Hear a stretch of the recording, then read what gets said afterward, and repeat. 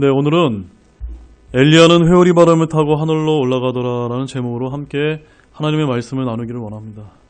오늘 말씀이 이제 엘리야 시리즈의 이제 마지막 말씀이 되겠습니다. 이 말씀은 이제 끝나게 되면은 제가 다음 주에는 침례식이 있고 그 다음번에는 신약에 있는 말씀으로 다시 돌아가서 사도 바울의 일생에 대해서 이제 처음 시작부터 사도 바울이 어떻게 이제 주님을 믿지 않았던 자가 주님을 믿어서 이방인으로 이제 사도로 쓰이게 되는지에 대한 그런 사도 바울의 일대기를 이 신약에 있는 말씀을 통해서 하나하나 또 이렇게 하반기에는 그 말씀들을 좀 제가 다루려고 하고 있습니다. 오늘 부제는 이제 주님 다시 오실 그날을 바라며 하늘로 들림받는 복된 소망을 갖고 삽시다라고 이렇게 정했습니다. 우리 부제만 같이 따라해 보겠습니다. 주님 다시 오실 그날을 바라며 하늘로 들림받는 복된 소망을 갖고 삽시다. 딱 한 번만 더 해보겠습니다. 주님 다시 오실 그날을 바라며 하늘로 들림받는 복된 소망을 갖고 삽시다. 신약 성경에서 복된 소망은 어떤 날입니까? 휴거의 날을 가리키고 있는 말씀이기 때문에 복된 소망, 이것은 우리 신약에 있는 그리스도인에게 주어진 그런 약속된 말씀입니다. 항상 여러분들 잊지 마시기 바랍니다. 오늘날 세상에서 벌어지는 여러 가지 일들을 저희들이 바라보게 되면 저는 주님께서 공중에 다시 오실 그날이 그다지 멀지 않은 것 같다는 느낌을 많이 받고 있습니다. 여러분은 어떠신가요? 여러분들도 그런 생각이 많이 드십니까? 제가 이번 주 월요일날 우리 목회자 모임이 있어서 이제 여러 목사님들과 만났는데 그 목사님들이 제게 하신 말씀 중에 한 가지 이제 남는 메시지가 하나 있습니다.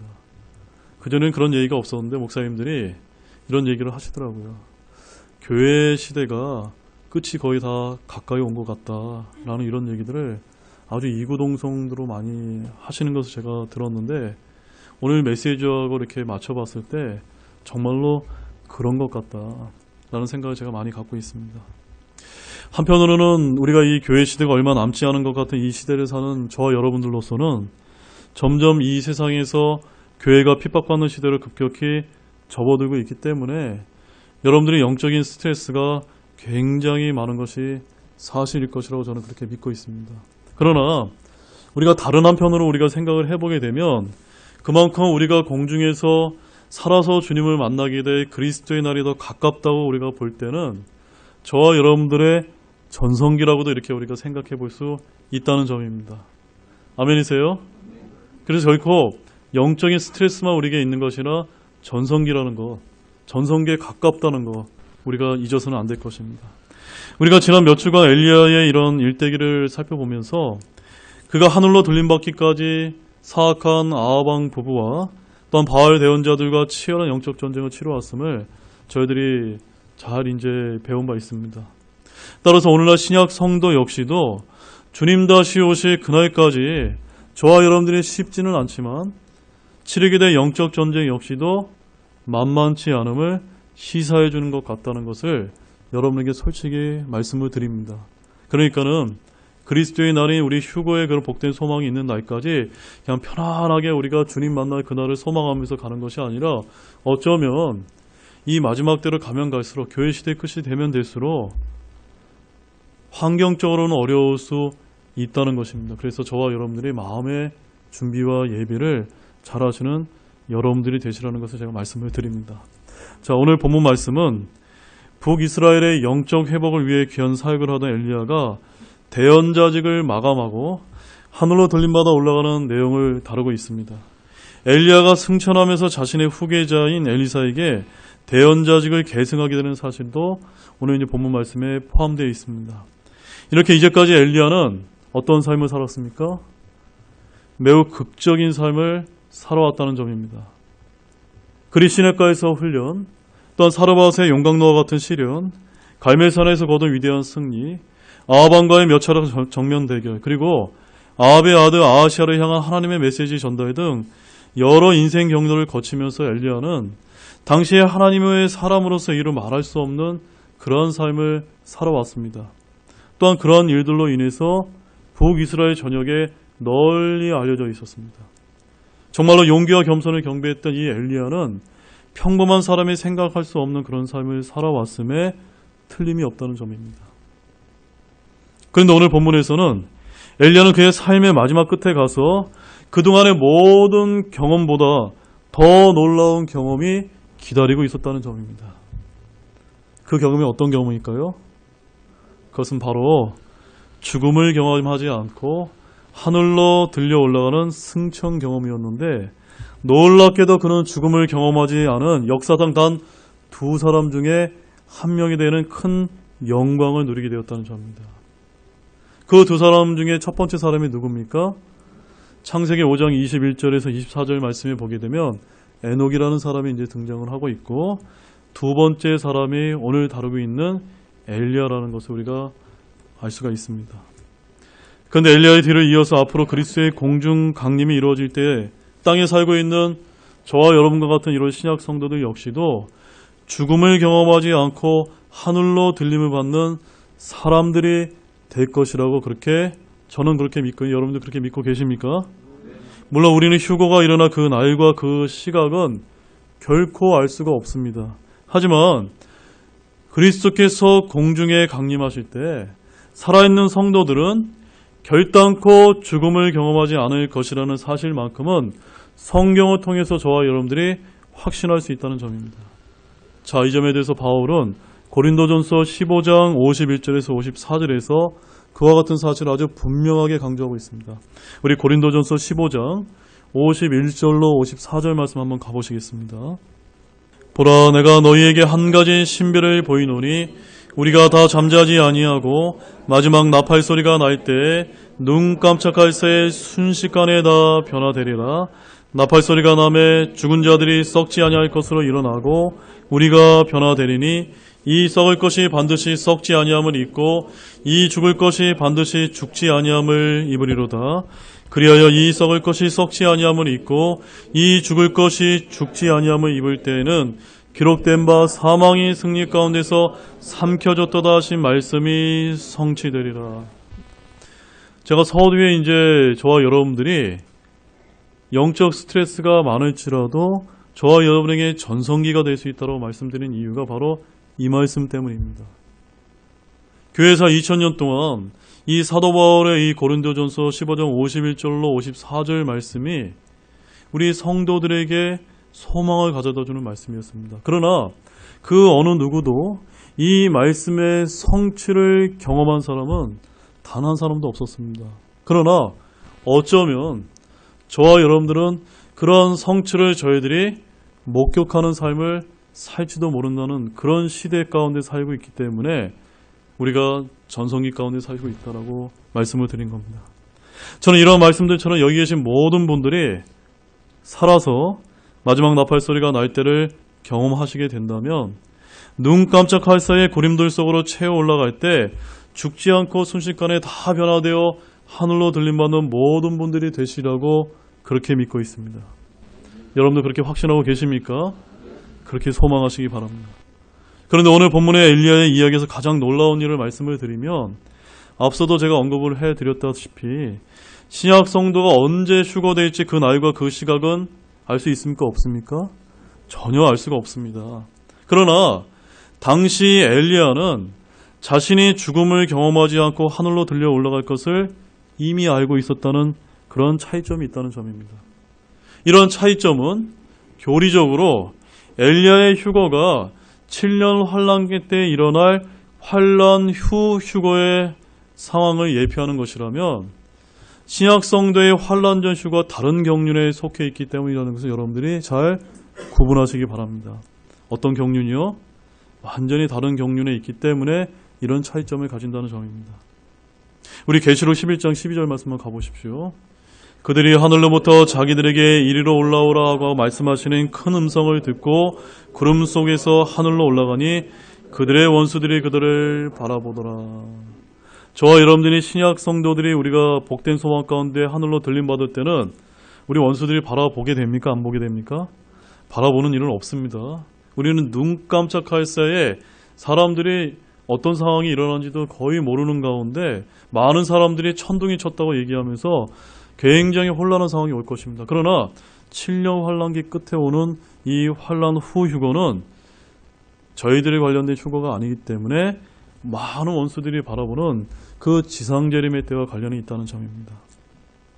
이처럼 엘리야의 승천은 우리 같은 신약 성도에게 어떻게 그리스도의 공중강림을 소망하며 살아야 할지를 일깨워주는 하나의 표상이 될 수 있음도 여러분들이 기억할 필요가 있습니다. 성경의 문맥을 우리가 살펴보게 되면 하나님께서는 엘리야에게 그의 궁극적 운명에 관한 사실을 상세히 계시한 것이 틀림없어 보입니다. 아울러 엘리야의 친구이자 후계자인 엘리사와 대언자의 아들들에게도 그의 승천에 관한 약간의 계시가 주어져 있다는 것을 우리가 말씀을 통해서 알 수가 있습니다. 바야흐로 엘리야는 이 땅에서의 생활이 끝나고 회오리 바람을 타고 하늘로 들려 올라갈 그날이 다가왔습니다. 아무튼 이 말씀은 엘리야가 강한 바람을 타고 즉시 땅에서 하나님이 계시는 하늘로 올라갈 것을 의미하고 있는데, 하나님께서 최소한 엘리야에게는 승천의 시간과 방법은 물론 그것이 일어날 장소까지도 계시해 주셨다는 점입니다. 이 점은 엘리야가 서둘러 요르단으로 가고자 했던 사실로 미루어 짐작할 수가 있다는 점입니다. 자, 우리가 이 본문 말씀을 통해서 그러면 몇 가지 중요한 영적 교훈을 한번 살펴보도록 하겠습니다. 첫 번째 교훈은요, 한번 따라해 보십시오. 이 세상이 어두울 때일수록 더 밝히 비추기 위한 제자 양육에 노력해야 합니다. 무엇을 노력해야 된다고요? 제자 양육에 노력해야 됩니다. 여러분 한번 생각해 보시기 바랍니다. 옛날에 비해서 지금 때가 더 어떤 것 같습니까? 더 악하고 어두운 때가 맞습니까? 그렇다면 우리가 해야 될 일이 더 적을까요? 많을까요? 더 많다는 겁니다. 결코 우리의 할 일이 없어지는 것이 아니라 악하고 악하면 탄압받고 핍박받으면 오히려 그 탄압과 어두운 가운데 무엇이 더 빛을 발하게 마련입니까? 우리 성도들이 너희는 세상의 빛이라고 말씀하지 않았습니까? 우리가 더 빛나게 된다는 것입니다. 우리의 전성기가 온다는 겁니다. 우리 본문 1절 말씀 같이 읽겠습니다. 주께서 회오리 바람으로 엘리야를 하늘로 들려 올리고자 하실 때 엘리야가 엘리사와 함께 길갈에서 나가더라. 자, 여기서 엘리야가 엘리사와 함께 길갈에서 떠났다고 이제 말씀을 하고 있는데요. 사실 길갈은 베델 근처에 위치한 곳으로 이곳에는 대언자들의 아들들이 이제 있었다라고 성경은 알려주고 있습니다. 자, 열왕기하 4장 38절 말씀도 한번 가보십시오. 엘리사가 다시 길갈에 이르니라. 그 땅에 기근이 들었는데 대언자들의 아들들이 그의 앞에 앉음에 그가 자기 종에게 이르되 큰 솥을 걸고 대언자들의 아들을 위해 죽을 끓이라 하니라. 자, 이 말씀들은 어떤 사실을 우리에게 알려주고 있냐면요, 엘리야는 길갈에 일종의 대언자 학교를 세워서 대언자들의 아들들을 위해 그곳에서 무엇을 했던 것입니까? 제자 양육을 행했다는 점입니다. 무엇을 했다고요? 제자 양육을 했다는 겁니다. 그러니까 엘리야가 아합왕과 싸우고 바알 대언자들과 싸우는 일에만 그쳤던 것이 아니라 그런 하나님의 일을 하는 가운데서도 무엇을 게을리하지 않았다는 겁니까? 제자 양육을 게을리하지 않았다는 점입니다. 그런데 이러한 장소는 길갈만이 아니고요, 우리 본문 3절과 5절 말씀도 보게 되면 베델과 여리고에도 대언자들의 아들들이 있었다는 사실을 우리가 알 수가 있습니다. 또한 열왕기하 4장 43절과 6장 1절과 2절의 말씀도 우리가 함께 보게 되면 대언자들의 아들들의 수 역시도 적지 않았던 것으로 보인다는 점입니다. 이것으로 볼 때 엘리야와 엘리사가 하나님의 일을 위한 대언자 육성, 즉 제자 양육에 매우 열심을 내었음을 시사해주는 그런 말씀이라는 점입니다. 사랑하는 여러분, 이 말씀은 저와 여러분들에게 굉장한 영적인 의미를 가져다 주는 말씀이 아닐 수가 없습니다. 엘리야가 활약했던 그런 시대가 어떤 시대였습니까? 북이스라엘에서는 영적으로 가장 암울하고 어두웠던 시대였다고 우리는 그렇게 알고 있습니다. 가장 악명 높았던 아합 왕이 다스리던 때였고, 아합은 시돈 출신의 이방 여인을 아내로 맞아 그 이세벨의 영향으로 북이스라엘의 바알 숭배를 공식적으로 도입한 그런 인물이었습니다. 이런 부모의 영향으로 아하시아 역시도 에그론의 신 바알세북에 물으려 하였다가 결국 죽게 되었다는 말씀 우리가 지난주까지 살펴보았습니다. 그런데 이러한 어둡고 어두운 시대에 이들을 상대로 북이스라엘에서 하나님을 따르는 믿음을 수호하기 위해 필사적으로 싸웠던 인물이 있다면 그가 누구였습니까? 누굽니까? 예, 맞습니다. 그가 바로 대언자 엘리야였다는 점입니다. 그런데 그는 그러한 와중에서도 엘리야는 자신의 뒤를 이어 치열한 영적 전쟁을 치를 수 있는 후계자와 후진 양성에 최선을 다했다는 점입니다. 사랑하는 여러분, 이처럼 이 세상과 불법과 죄악으로 가득 차서 어두워지게 되면 교회나 그리스도인들이 위축되거나 할 일이 없을 것 같지만 사실은 그 반대라는 점을 잊지 마시기 바랍니다. 사실 세상이 하나님 앞에서 바로 서 있다면 교회나 그리스도인들은 평안하기 때문에 오히려 할 일이 없는 것처럼 보입니다. 하지만 세상이 어두워지면 어두워질수록 저와 여러분들이 해야 할 일들이 더 많아진다는 것입니다. 여러분 이것을 믿으십니까? 교회와 그리스도인들은 어두운 이 세상의 빛이 되어 세상의 어둠을 밝히고 소금이 되어 세상의 부패를 방지하려고 세움을 받은 하나님의 자녀들이라는 점입니다. 그렇기 때문에 세상의 죄가 관영하면 할수록 우리가 해야 할 일이 더 많아지는 것은 당연하지 않을까요? 우리 누가복음 10장 2절 말씀도 한번 가보겠습니다. 이러므로 그분께서 그들에게 이르시되 진실로 수확할 것은 많으나 일꾼들이 적으니 그러므로 너희는 수확하시는 주께 기도하여 주께서 그분의 수확밭에 일꾼을 보내실 것을 청하라. 지금 주님께서 뭐라고 말씀하고 계십니까? 오히려 어두우면 어두울수록 세상에 저와 여러분 같은 하나님 자녀들이 해야 될 일이 적은 것이 아니라 더 많기 때문에 그 수확밭에 일꾼을 보내도록 청하라는 겁니다. 더욱더 열심히 기도하라는 것입니다. 바로 주님께서 사시던 시대를 바라보면서 제자들을 향하여 할 일은 많은데 무엇이 부족하다고 말씀하고 계십니까? 일꾼이 부족하다는 겁니다. 그래서 주님께서 어떻게 하셨습니까? 친히 제자 양육을 하셨다는 점입니다. 우리가 사는 이 시대에도 주님이 사시던 시대나 엘리야 시대 이상으로 불법과 죄악이 넘치는 아주 어두운 시대입니다. 그래야 더 많은 주의 일꾼들이 일어나서 진리의 등대가 되어 빛을 발할 필요가 있다는 점입니다. 그러면 우리 교회와 성도 여러분 모두가 이렇게 주님을 위해 어두운 세상의 빛을 비출 제자 양육에 더욱 힘쓰는 모든 분들이 되시기를 바랍니다. 우리 디모데후서 2장 2절 말씀도 한번 읽어보겠습니다. 또 내가 많은 증인들 가운데서 내게 들은 것들 바로 그것들을 신실한 사람들에게 맡기라. 그것이 또한 다른 사람들을 가르칠 수 있으리라. 그러니까 저희들만 이 하나님의 바른 말씀을 알고 있는 것이 아니라 이것을 다른 사람들에게 가르칠 수 있도록 저와 여러분들이 행해야 된다는 것입니다. 그래서 3절 말씀에 보게 되면 너는 예수 그리스도의 좋은 군사로서 고난을 견디어내라 라고 말씀하고 있습니다. 따라서 저는 여기 계신 모든 분들이 우리 교회가 이 세상이 어두우면 어두울수록 더욱더 제자 양육, 미래 세대를 향한 투자를 게을리하지 않음으로 인해서 예수 그리스도의 강한 군사가 될 수 있도록 애쓰고 기도하는 모든 분들이 되시길 바랍니다. 자, 두 번째 교훈도 한번 따라해 보시기 바랍니다. 우리는 주님께서 가실 길이라면 따라갈 수 있어야 합니다. 아멘이시죠? 네, 주님께서 가실 길이라면 우리는 어느 길이든 그것이 힘든 길이든 영광스러운 길이든 우리는 아멘하고 순종하면서 따라갈 수 있는 여러분들이 되어야 한다는 말씀입니다. 자, 본문 2절 말씀 같이 읽겠습니다. 엘리야가 엘리사에게 이르되 원하건대 여기에 머무라 주께서 나를 베델로 보내셨느니라 하매 엘리사가 그에게 이르되 주께서 살아계신과 당신의 혼이 살아있음을 두고 맹세하노니 내가 당신을 떠나지 아니하겠나이다 하니라. 이에 그들이 베델로 내려가니. 이 말씀은 엘리야가 자신의 대언자직을 계승할 자격 여부를 알아보기 위해서 엘리사를 테스트하는 그런 내용입니다. 엘리야는 길갈을 떠나면서 엘리사가 자신을 따라 나서자 그를 향해 원하건대 여기에 머무라라고 이렇게 이야기했습니다. 즉 길갈에 남아 대언자들의 아들들을 돌보는 일을 하라는 그런 뜻이었습니다. 그러나 엘리사는 뭐라고 대답했습니까?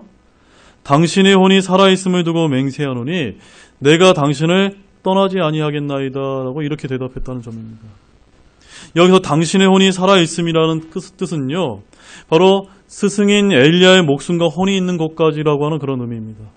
즉 엘리야가 죽는 곳까지 제가 함께 따라가겠습니다라는 그런 뜻이었다는 점입니다. 여러분, 이 이야기가 어떻게 들리십니까? 이것이 참된 제자의 태도가 아닐까요? 스승이 영광과 칭송을 얻는 곳에 따라가는 제자들은 많이 있지만 스승이 죽는 곳까지 따라가는 제자들은 드물다는 점입니다. 베드로를 한번 여러분들이 한번 보시기 바랍니다. 평소에는 그가 어떻게 대답을 했냐? 귀로만 들으십시오. 누가복음 23장 33절에서 이렇게 얘기했습니다. 그가 그분께 이르되 주여 내가 주와 함께 감옥에도 죽는 데에도 갈 각오가 되어 있나이다 라고 이렇게 대답을 했다는 점입니다. 아니 이렇게 장담을 했습니다. 그런데 이 베드로가 어떻게 행했습니까? 막상 예수님이 잡히시자 그는 주님을 버리고 도망가고 말았다는 점입니다. 아니 자신의 신분이 탄로나자마자 주님을 모른다고 몇 번 부인했습니까? 3번까지 부인하는 지경에까지 떨어졌다는 점입니다.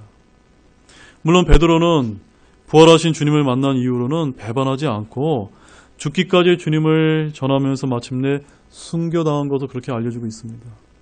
아무튼 진정한 제자라면 스승이 어떤 길을 가든지 스승이 어떤 상황에 놓여 있든지 그분을 끝까지 따를 수 있는 여러분들 되시기 바랍니다. 사랑하는 여러분, 우리는 주님을 따르는 그분의 제자들이라고 자처하는 사람들이라고 그렇게 말하고 있습니다. 여러분 맞습니까? 그렇다면 여러분은 주님께서 가신 곳이라면 어느 곳이라도 따를 의지와 각오가 서 있는지 제가 여러분에게 그렇게 묻고 싶습니다. 주님이 가신 길들에는 군중들의 환호와 그런 승리의 기쁨을 맛보는 영광스러운 예루살렘의 길도 있지만 고통과 죽음의 골고다의 길도 함께 있다는 점을 저와 여러분들이 유념하시기 바랍니다. 그러므로 저와 여러분은 그 골고다 언덕까지도 따라가는 주님의 참된 제자가 되시기 바랍니다. 그렇게 될 때 우리는 그리스도의 심판석 앞에서 주님을 만나게 될 때 영광스러운 보상들을 잃지 않게 될 것입니다. 우리 누가복음 14장 27절 말씀 한번 가보시겠습니다. 누구든지 자기 십자가를 지고 나를 따라오지 아니하는 자도 능히 내 제자가 되지 못하리라. 아멘이시죠?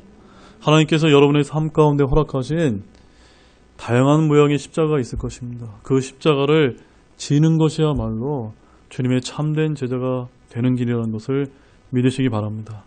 자, 그 다음에 3번째 교훈도 한번 따라해 보시기 바랍니다. 우리의 힘으로 해결할 수 없는 문제를 만나면 잠잠히 주님을 기다려야 합니다. 어떻게 기다려야 된다고요? 잠잠히 주님을 기다려야 됩니다. 자, 우리 본문 3절 말씀 읽어보겠습니다.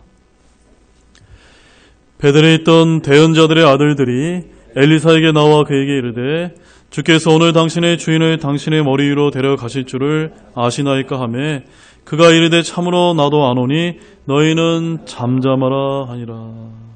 지금 엘리사가 대언자 아들들에게 뭐라고 얘기했습니까? 잠잠하라. 한마디로 조용히 있으라 라는 그런 얘기입니다.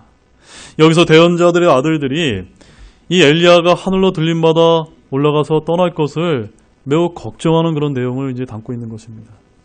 그들이 어떻게 그것을 알았는지 우리는 알 수는 없지만 오늘 엘리야가 그 세상을 떠날 것이라는 사실을 그들은 분명하게 알고 있었다는 점입니다. 때문에 엘리사에게 나와서 베델에 있던 이 대언자들의 아들들이 주께서 오늘 당신의 주인을 당신의 머리 위로 데려가실 줄을 아시나이까? 라고 이렇게 큰 염려 가운데 이제 묻고 있는 것입니다. 이 질문 속에는 과연 후계자인 엘리사가 자신들처럼 엘리야의 승천을 알고 있는지와 그렇게 되었을 때 자신들이 어떻게 행해야 될지라 매우 근심하는 마음이 깊게 배어 있다는 점입니다. 바알 종교를 국교로 정한 이 북이스라엘에서 하나님에 대한 신앙을 지키고자 앞서섰던 위대한 영적 지도자인 이 엘리야를 그들이 잃는다는 일은 정말로 큰 문제가 아닐 수 없다는 점입니다. 더욱이 엘리야의 승천은 대언자들의 아들들의 입지와 생명이 위태롭게 되는 것을 의미했습니다. 그래서 그들은 근심 어린 마음으로 이 엘리야의 승천에 대해서 엘리사에게 그렇게 물었던 것입니다. 그런데 엘리사는 그들의 질문을 받고 어떻게 대답을 했습니까? 참으로 나도 아노니 너희는 잠잠하라. 여기서 잠잠하라고 하는 영어 표현이 어떻게 되어 있냐면 hold your peace. 너희의 평안을 붙잡으라. 소동치 말고 조용히 침착하게 처신하는 그런 뜻입니다. 사랑하는 여러분, 우리는 우리의 힘으로 해결할 수 없는 문제나 위기를 만나게 될 때면 바로 이러한 엘리사의 가르침에 귀 기울여야 합니다. 우리 그리스도인들과 믿지 않는 자들의 차이점이 무엇입니까? 그 차이점은 위기의 순간에 극명하게 드러나 있다는 점입니다. 믿지 않는 자들은 위기를 만나게 되면 크게 요동을 칩니다. 그러면서 불안과 공포에 떨며 슬픔과 근심에 깊이 사로잡히는 그런 모습을 보여줍니다. 왜 그런지 아십니까? 그들을 도울 자가 없다라고 그들이 생각하기 때문입니다. 그러나 우리 믿는 그리스도인들은 어떤 문제나 위기 앞에서 잠잠할 수가 있는 것입니다. 왜 그럴까요, 여러분? 바로 저와 여러분에게 누가 계십니까? 하나님이 함께하고 계시기 때문입니다. 여러분, 이것을 믿으시나요? 따라서 우리는 문제와 위기를 만나게 될 때면 침착한 마음과 자세로 하나님께서 저와 여러분을 어떻게 도우실지를 섭리 가운데 지켜볼 수 있는 그런 여유로움을 우리가 잃어서는 안 된다는 점입니다. 옛날에 여러분 출애굽 당시 뒤에서는 파라오의 군대가 추격을 해왔고 앞에는 홍해 바다가 가로막고 있었을 때 출애굽했던 이스라엘 백성들이 요동하고 원망했다는 점을 우리가 볼 수가 있습니다. 자, 그 말씀도 한번 보겠습니다. 출애굽기 14장 10절에서 12절 말씀입니다. 파라오가 가까이 왔을 때 이스라엘 자손이 눈을 드니 보라, 이집트 사람들이 자기들의 뒤를 따라 행진하더라. 이에 이스라엘 자손이 심히 두려워하여 주께 부르짖었으며 그들이 또 모세에게 이르되 이집트에 무덤이 없어서 당신이 우리를 데리고 나와 광야에서 죽게 하느냐? 어찌하여 당신이 우리를 이집트에서 끌고 나와 이같이 우리를 대하느냐? 우리가 이집트에서 당신에게 구한 말이 이것이 아니더냐? 이르기를 우리를 내버려 두라. 우리가 이집트 사람을 섬기리라 하였노라. 우리가 이집트 사람을 섬기는 것이 광야에서 죽는 것보다 나았으리라 하니라. 여러분, 여기서 이제 이스라엘 백성들의 모습이 어떻습니까?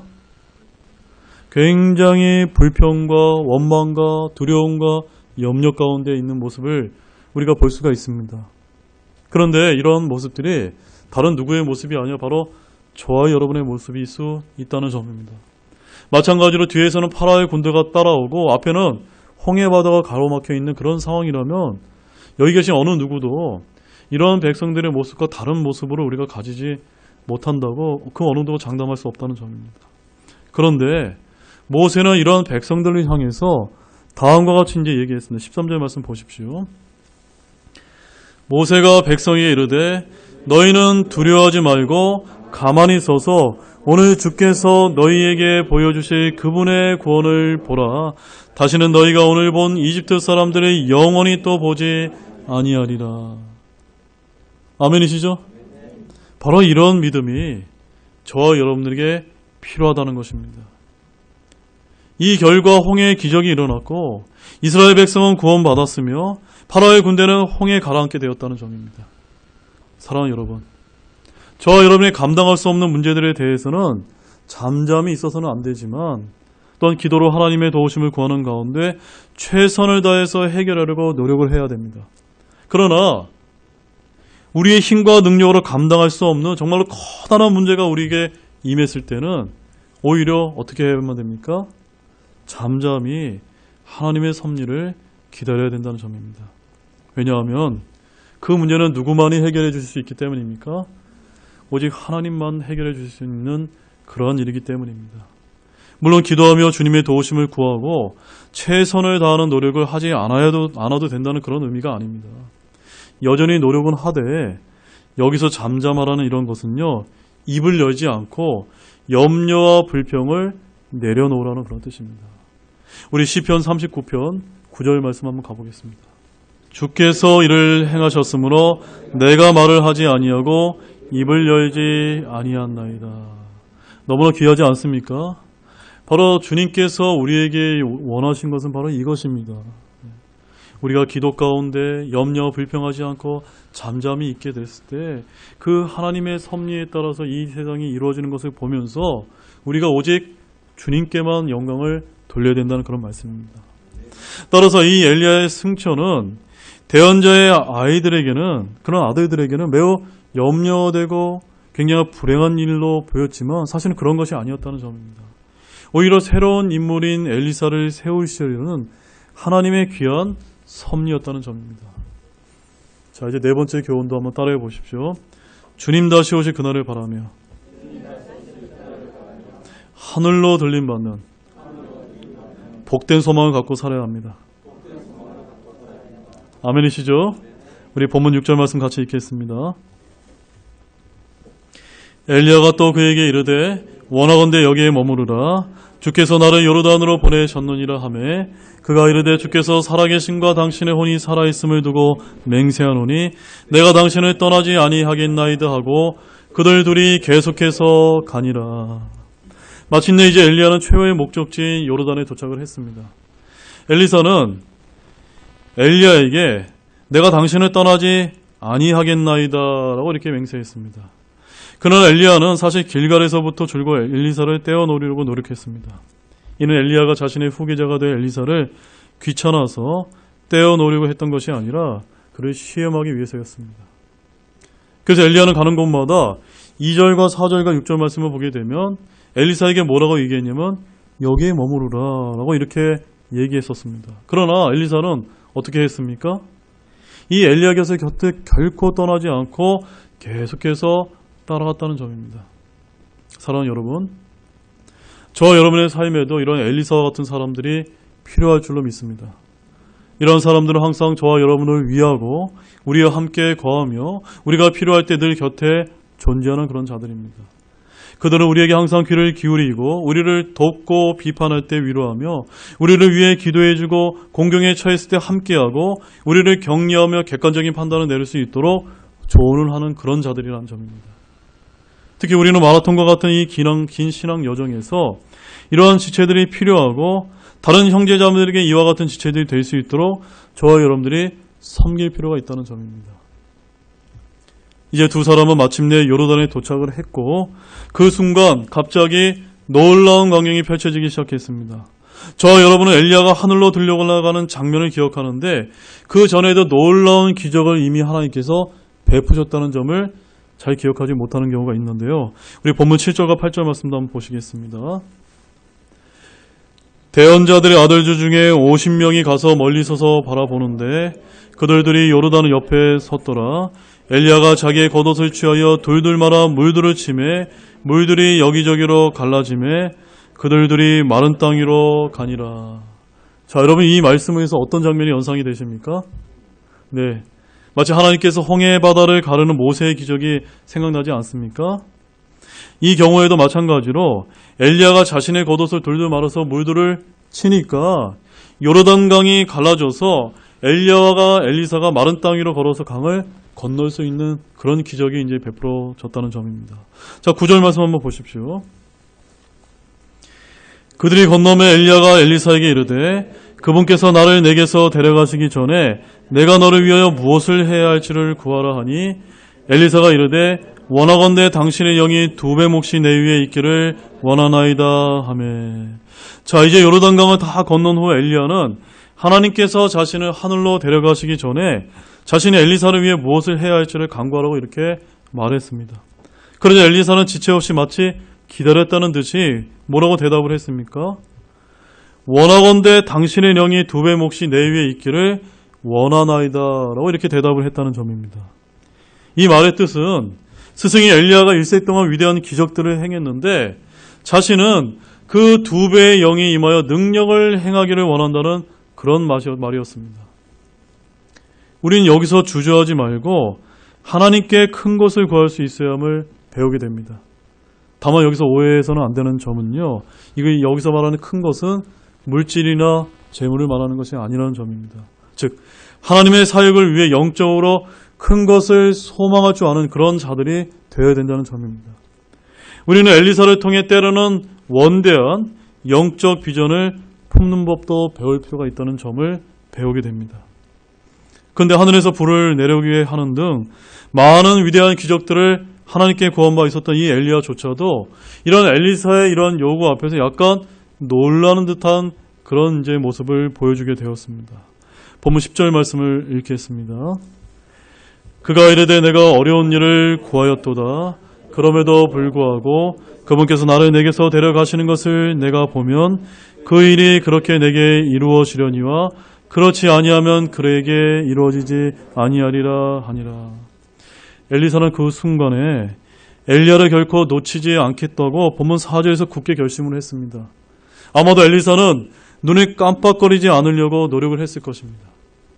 하지만 그는 오래 기다릴 필요가 없었습니다.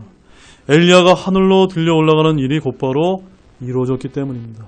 본문 11절 말씀을 읽어보십시오. 그들이 여전히 가면서 이야기하는데 보라, 불병거와 불말들이 나타나 그들 둘을 갈라놓음에 엘리야는 회오리 바람을 타고 하늘로 올라가더라. 자, 이제 드디어 엘리야가 회오리 바람을 타고 눈 깜짝할 새에 하늘로 올라가는 그 기적과 같은 일이 일어나게 되었습니다.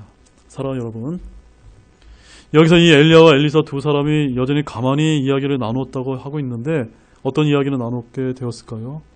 여러분이 한번 상상해 보시기 바랍니다. 분명 두 사람은 서로 친밀한 이야기를 나누었을 것이라고 믿습니다. 그러던 중에 갑자기 불병과 불말들이 나타났고 그때 엘리야가 회오리 바람 타고 순식간에 하늘로 올라가게 되었습니다. 정말로 그 광경을 목격했던 엘리사는 불병과 불말들을 보았고 그 놀라운 경이로움에 사로잡혀 크게 소리를 질렀을지 모릅니다. 정말로 놀라운 순간이었을 것입니다. 사랑하는 형제자매 여러분, 이와 같이 저와 여러분들도 하늘의 소망을 품고 하나님께 매달려 간구하는 그런 신실함이 있는 모든 분들이 되시기 바랍니다.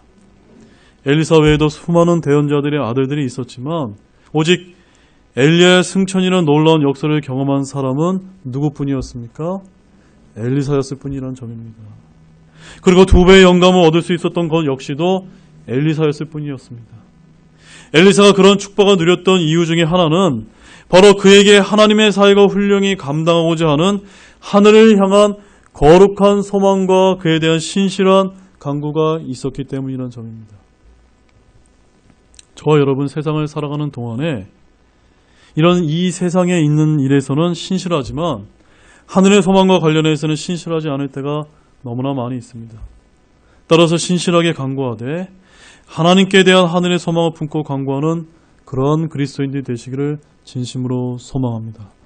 자, 우리 마지막 말씀으로 데살로니가전서 4장 16절과 17절 말씀을 읽겠습니다. 주께서 호령과 천사장의 음성과 하나님의 나팔소리와 함께 친히 하늘로부터 내려오시리니 그리스도 안에서 죽은 자들이 먼저 일어나고 그 뒤에 살아서 남아있는 우리가 그들과 함께 구름들 속으로 채어 올라가 공중에서 주를 만나리라. 그리하여 우리가 항상 주와 함께 있으리라. 오늘날 교회를 다닌다고 하면서 성경을 믿는다고 하면서 지금 사도 바울이 이 데살로니가전서 4장에서 말씀하신 이 말씀이 과연 우리에게 일어나겠느냐 라고 이렇게 믿지 못하고 의심하는 자들이 굉장히 많이 있습니다. 저는 여기 계신 모든 분들 가운데는 단 한 분도 없으리라고 믿습니다. 아멘이십니까? 하나님의 나팔소리가 친히 하늘에서 울리게 됐을 때 살아서 우리가 그분을 만나게 되면 어디서 주님을 만나게 되는 겁니까?